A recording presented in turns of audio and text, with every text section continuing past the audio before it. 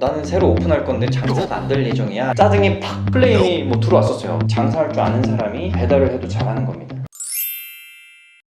네, 안녕하세요. 보만사의 조 팀장입니다. 오늘의 주제는 PC방에서 배달을 해도 될까에 대해서 얘기를 좀 해보려고 하는데, 최근에 저희 영상에 PC방인데 배달을 병행해도 괜찮은지 영상을 좀 다뤄달라라는 요청이 있어서 오늘 제가 한번 말씀드리려고 합니다. 일단 PC방에서 배달 병행 장사가 안 되면 해야죠. 그런데 새로 오픈하는 매장이 배달을 병행을 염두에 둔다면 나는 새로 오픈할 건데 장사가 안 될 예정이야 라고 하는 거잖아요. 그거는 조금 안 맞지 않나 라는 생각이 있는데, 배달은 어느 시간대 많이 들어올까요? 밥 시간대 많이 들어와요. 근데 매장도 안 바쁘다가 밥 시간대 되면은 막 주문이 들어오거든요. 그럼 겹칩니다. 주문이 겹치기 때문에 실제로 오랜만에 들어온 배달건인데 막 주문이 이렇게 쌓여 있으면 취소하게 돼요. 혼선이 많이 있고 실수도 많아지게 되고, 음료를 또 빼놓고 보낼 수도 있고, 그럼 배달비가 늘어나거든요. 클레임도 쌓이고 리뷰도 안 좋은 게 달릴 수도 있고, 어쨌든 그런 리스크가 발생이 됩니다. 그래서 오프라인 매장의 매출이 좀 나오는 매장은 안 하는 게 낫습니다. 오프라인 매장이 너무 한가하다 그러면 배달을 그냥 어설프게 하는 게 아니라 공격적으로 해보는 게 좋은데, 그렇게 시도해보시기 전에 알아야 될 것들을 제가 한번 알려드리겠습니다. 첫 번째가 PC방 음식이 저렴한 편이거든요. 이 음식의 요금 인상이 좀 필요합니다. 이유가 배달료가 이제 붙죠. 손님이 이제 배달료를 다 그대로 내게도 되는데, 그러면 손님 입장에서는 금액이 전반적으로 다 비싸지니까 거리에 따라서 손님 주문 금액에 따라서 제가 이제 좀 더 부담을 해주기도 하고, 그리고 포장 용기값, 포장 용기, 뚜껑, 음료수라고 해도 봉지, 숟가락, 젓가락, 그리고 서비스로 나가는 것들도 생각을 해야 됩니다. 리뷰 이벤트라든가 이런 것들을 하게 됐을 때 서비스로 나가는 금액도 저희가 금액으로 또 쳐야 되기 때문에 마이너스가 있겠죠. 그리고 로스 나는 것들이 있어요. 음료를 빼고 배달했다거나 음식만 배달을 하는 거죠. 아무튼 하나 빼먹었을 때 연락이 옵니다. 그러면 다시 보내줘야 되는데 배달비가 또 두 번 들어가겠죠. 바쁜 와중에 그렇게 열심히 준비해가지고 보냈는데 배달비가 두 배로 들어가가지고 버는 게 없다 그러면은 짜증이 팍. 그래서 이런 것들까지도 생각해서 요금 인상이 또 필요하다는 겁니다.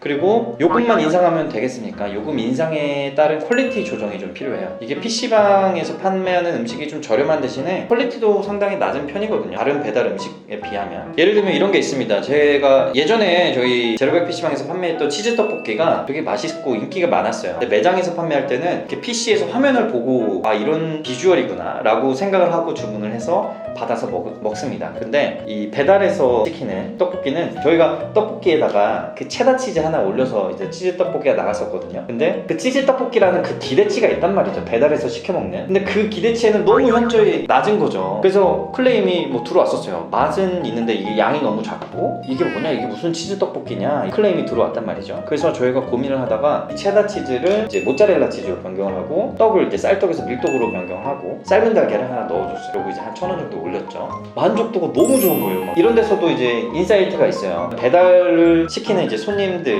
다른 업종과 비교했을 때 그 생각하는 가성비, 기대치가 있습니다. 그리고 당연히 또 PC방에 왔을 때 기대치가 있어요. 이런 치즈 떡볶이의 사례를 빌어서 이게 더 손님 만족도가 높구나 였고, 그러고 나서 이제 저희가 다시 영업제한이 풀렸을 때 이 업그레이드된 치즈 떡볶이로 오프라인에서도 판매를 했거든요. 가격 조정은 당연히 조금 있었겠지만 그랬는데, 예전에 치즈 떡볶이 팔았을 때보다 판매량이 2배 높았어요. 이 떡볶이 판매량 한 달간 총 데이터를 취합했을 때.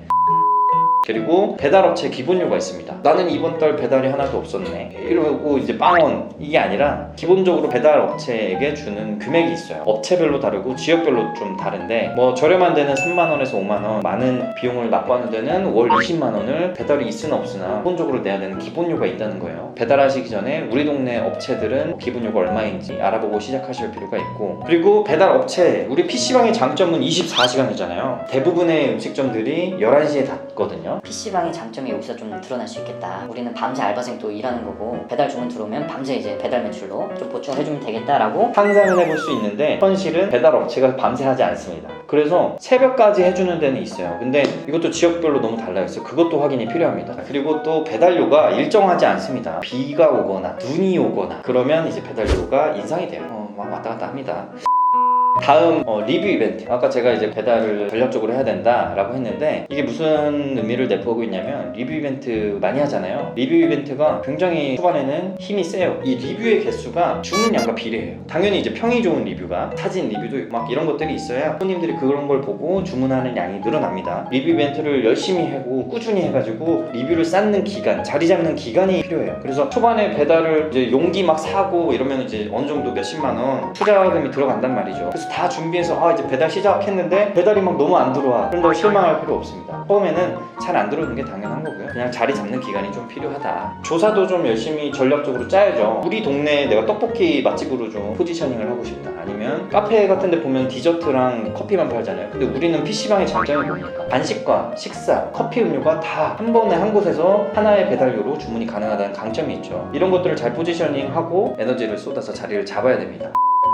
그리고 배달의 민족을 보면은 광고하는 게 있잖아요. 이제 지역 타겟 광고가 깃발이라고 이제 소통을 해요. 깃발을 꽂는 거죠. 이 지역을 딱 찍고 이 반경에 이제 손님들에게 저희를 노출해 주는 건데 보통 이걸 하나만 꽂지 않습니다. 모든 배달 업체가 거의 뭐 많은 데는 몇십 개씩 꽂아요. 그렇게 하면 이제 이렇게 중첩되겠죠. 반경이. 그러면 앱을 켰을 때 이 업체의 이름이 여러 개가 나오는 거예요. 그러면 여러 개가 많이 나오고 눈에 많이 보이면 당연히 클릭률이 높아지겠죠. 그런 식으로 해서 이제 광고비를 투자를 하는데 이게 하나당 88,000원이에요. 부가세 포함해서. 이거 하나 꽂아서는 주문이 그렇게 많이 안 나옵니다. 그래서 초반에는 깃발도 그래도 나름 여러 개 꽂고 리뷰 이벤트도 공격적으로 하고 그래서 처음에 투자금이 좀 필요한 거예요. 우리는 전문적인 배달 업체도 아니고 시간 조금 빌 때 한가할 때 배달 들어와가지고 좀 보탬이 됐으면 좋겠다. 이거는 우리 생각이고 이렇게 녹록지 않습니다. 이 배달 업계에도 투자금도 필요하고 전략도 필요하고 공격적으로 우리가 관리를 또 해서 튼튼하게 장사할 줄 아는 사람이 배달을 해도 잘하는 겁니다.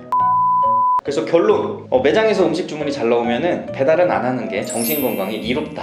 그게 이제 결론이고요. 그리고 매장이 너무 한가해. 그래서 식사 시간에도 알바가 막 품 만지고 놀고 있어요. 그러면 해야죠. 대신에 전력적으로 온 에너지를 막 다 모아가지고 자리를 잡으셔야 된다. 그리고 이제 막 이런 얘기도 있잖아요. 배달을 위해서 인력 하나를 더 쓰고 불가능하다라고 단정짓기보다는 쉽지 않아요. 왜냐면 주방은 한정되어 있죠. 그러니까 당연히 조리 시간이 늘어나요. 우리가 튀김기를 하나 쓰고 있다가 사람은 늘렸다가 뺄 수도 있지만 튀김기 막 2개, 3개 막 늘릴 수 있는 게 아니잖아요. 그래서 조리 시간은 늘어날 거고 당연히 주문이 밀리면 오프라인 매장 손님에게 불편함이 전해지겠죠. 그러면 우리의 핵심은 본질은 음식 배달이 아니잖아요. 우리 오프라인 매장이 본질이란 말이죠. 여기에서 기본을 또 놓치기가 쉽다. PC방 그 배달 병행해도 될까라는 의문을 가지셨던 분들에게 조금 도움이 됐으면 좋겠고요. 다음에 또 도움되는 영상으로 찾아뵙겠습니다. 감사합니다.